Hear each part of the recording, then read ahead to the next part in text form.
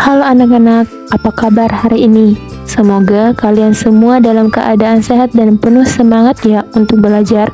Ibu sangat senang bisa bertemu dengan kalian hari ini. Sebelum kita mulai, mari kita awali dengan rasa syukur atas kesempatan untuk belajar bersama hari ini. Siapkan diri kalian ya, karena pembelajaran kali ini akan sangat menarik. Nah, coba kalian lihat dan perhatikan benda-benda di sekitar kalian. Apakah kalian pernah melihat benda seperti paku, jarum, atau klip kertas yang tiba-tiba menempel pada sebuah benda tanpa kita dorong atau tekan? Apa ya kira-kira benda yang mempunyai kekuatan menarik seperti itu? Pasti kalian sudah pernah mendengar tentang magnet, kan? Tapi tahukah kalian, magnet itu tidak hanya menarik logam seperti paku atau jarum. Magnet juga memiliki banyak kegunaan lainnya, seperti pada kompas yang menunjukkan arah atau di berbagai alat elektronik yang sering kita gunakan. Nah, hari ini kita akan belajar tentang magnet lebih mendalam. Kita akan mencari tahu tentang magnet, bagaimana cara kerjanya, jenis, dan bahkan dalam kehidupan kita sehari-hari. Siap belajar untuk hari ini? Mari kita mulai pembelajarannya. Kita akan belajar materi kelas 5, Ilmu Pengetahuan Alam, bab 3, yaitu topik A, apa dan untuk apa magnet diciptakan. Adapun materi yang akan kita pelajari, yang pertama, pengertian magnet, yang kedua, sifat dasar magnet, yang ketiga, bahan magnetik, dan yang keempat, jenis-jenis magnet. Anak-anak, coba bayangkan bagaimana teknologi seperti televisi, telepon, atau komputer bisa bekerja. Salah satu komponen penting yang membuat semua itu mungkin adalah magnet. Magnet merupakan komponen penting dalam kehidupan kita saat ini. Dengan mengetahui karakteristik magnet, kita dapat lebih menghargai teknologi yang kita gunakan setiap hari, dan mungkin merancang teknologi baru yang lebih canggih. Setelah kita tahu betapa pentingnya magnet dalam kehidupan sehari-hari, sekarang mari kita pelajari lebih mendalam. Apa itu magnet? Yuk kita bahas bersama. Magnet adalah kemampuan untuk menarik benda-benda di dekatnya, terutama yang terbuat dari besi, nikel, dan kobalt. Kita menyebut kemampuan ini sebagai magnetisme. Kutub utara dan kutub selatan adalah dua kutub utama magnet. Selanjutnya yaitu sifat dasar magnet. Yang pertama, mempunyai dua kutub. Setiap magnet memiliki dua kutub utara dan kutub selatan. Berikut adalah contohnya. Berikut adalah bentuk magnet. Yang warna biru adalah kutub selatan dan sebaliknya yang berwarna merah adalah kutub utara. Yang kedua, kutub yang berbeda tarik-menarik.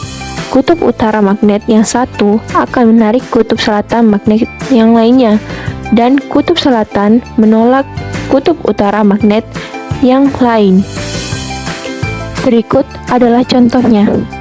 Kutub selatan yang berwarna biru akan menarik kutub utara yang berwarna merah. Begitupun dengan sebaliknya dengan magnet yang sama, yaitu kutub utara akan menarik kutub selatan pada magnet yang berhadapan dengannya. Selanjutnya, yang ketiga, memiliki medan magnet. Terdapat medan magnet yang tidak terlihat di sekitar magnet, tetapi medan magnet tersebut memiliki efek yang dapat dirasakan. Daerah tempat gaya magnet bekerja adalah medan magnet. Medan magnet tidak dapat dilihat langsung, tapi dapat dilakukan percobaan untuk melihat medan magnet tersebut, yaitu dengan cara meletakkan magnet di atas kertas putih, kemudian taburkan serbuk besi ke atas magnet tersebut. Lalu tunggu dan lihat apa yang terjadi pada serbuk besi tersebut. Contohnya membentuk garis. Nah, dari bentuk itulah yang disebut medan magnet. Berikut yang keempat, dapat menarik benda tertentu. Benda-benda tertentu termasuk besi, nikel, dan kobalt tertarik ke magnet. Magnet dibedakan menjadi dua. Benda yang dapat ditarik oleh magnet disebut dengan benda magnetik, yaitu benda yang terbuat dari besi dan nikel. Benda yang tidak dapat ditarik oleh magnet disebut dengan benda non-magnetik. Contohnya benda yang terbuat dari kayu, kain, dan plastik.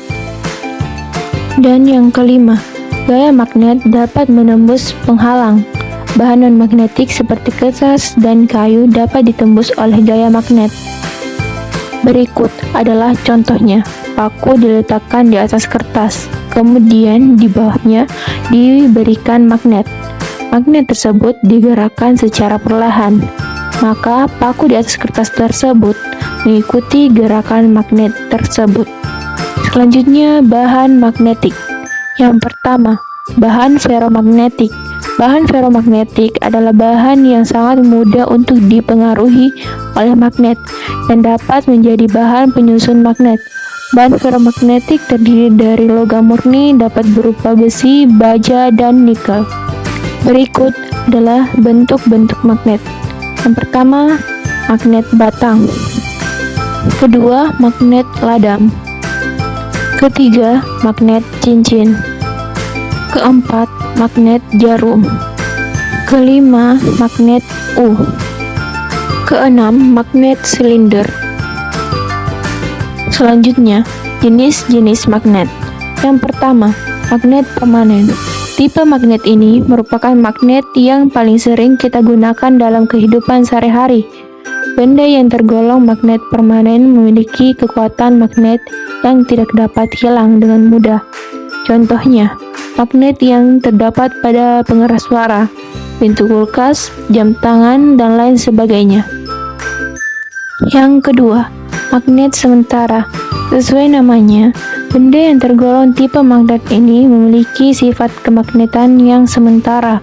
Ketika benda ini berada dalam suatu medan magnet, benda tersebut akan memiliki sifat kemagnetan. Namun, benda ini akan kehilangan sifat kemagnetannya ketika tidak berada dalam suatu medan magnet. Yang ketiga, elektromagnet. Elektromagnet merupakan suatu benda yang dapat menghasilkan gaya magnet ketika benda tersebut dialiri listrik. Benda ini merupakan suatu kumparan kabel yang dialiri listrik. Salah satu keunggulan benda elektromagnetik yaitu besaran gaya magnet yang dihasilkan dapat diatur sesuai dengan besaran arus listrik yang dialirkan. Berikut adalah cara membuat magnet sederhana. Yang pertama, menggosok. Dengan menggosok ujung magnet secara permanen ke permukaan batang besi atau baja dengan satu arah, maka kutub magnet yang dihasilkan pada ujung terakhir penggosok selalu berwarna dengan ujung magnet penggosoknya. Yang kedua, induksi. Membuat magnet dengan cara induksi dapat dilakukan dengan menggantung magnet tetap dengan arah atas bawah yang merupakan kutub utara, dan selatan. Di bawahnya diberi besi atau baja. Yang ketiga, elektromagnetik. Besi dan baja dapat dijadikan magnet dengan arus listrik. Caranya dengan melilitkan kawat pada besi dan baja yang dihubungkan dengan baterai, seperti pada gambar. Magnet elementer pada besi dan baja akan terpengaruhi aliran arus listrik searah. Hal ini menyebabkan magnet elementer letaknya teratur dan searah. Magnet yang dibuat dengan cara arus listrik disebut magnet listrik atau elektromagnet. Mengapa sih penting mempelajari magnet? Karena magnet tidak hanya ada di sekitar kita, tetapi juga memiliki peran besar dalam berbagai bidang yang sangat mempengaruhi kehidupan sehari-hari. Misalnya di bidang teknologi, magnet digunakan dalam hampir semua gadget elektronik yang kita pakai, seperti ponsel, televisi, serta generator dan motor listrik. Tanpa magnet, banyak perangkat yang kita gunakan tidak akan berfungsi dengan baik. Dalam dunia industri, magnet juga sangat penting. Misalnya dalam proses manufaktur, magnet digunakan untuk mengangkat benda-benda besar dan berat, serta memilah logam dalam proses daur ulang. Magnet juga digunakan untuk mempermudah pekerjaan di banyak pabrik dan tempat produksi. Di bidang medis, magnet tidak kalah pentingnya. Salah satu contohnya adalah penggunaan magnet dalam mesin MRI, Magnetic Resonance Imaging, yang digunakan untuk memeriksa kondisi tubuh dan mendiagnosis penyakit. Tanpa magnet, banyak teknologi medis canggih yang ada sekarang ini tidak akan bisa berfungsi dengan optimal. Dalam navigasi, fungsi kompas yang merupakan instrumen navigasi penting didasarkan pada medan magnet bumi, transportasi, serta maglev yang menggunakan gaya magnet untuk melayang di atas rel ditenagai oleh magnet. Jadi, dengan mempelajari magnet, kita bisa lebih menghargai bagaimana benda kecil ini mempengaruhi berbagai aspek kehidupan kita. Dan siapa tahu mungkin kita bisa menciptakan inovasi baru yang lebih canggih di masa depan. Demikian pembelajaran kita tentang magnet hari ini. Kita telah mempelajari sifat-sifat magnet dan bagaimana magnet digunakan dalam kehidupan sehari-hari. Semoga kalian dapat memahami dan mengaplikasikan pengetahuan ini dengan baik. Sampai jumpa di pembelajaran berikutnya.